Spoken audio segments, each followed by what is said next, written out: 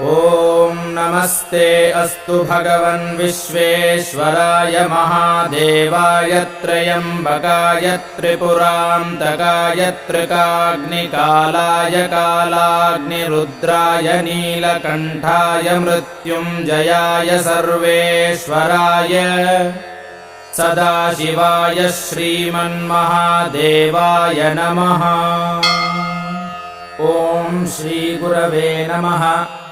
ॐ गणपतये नमः।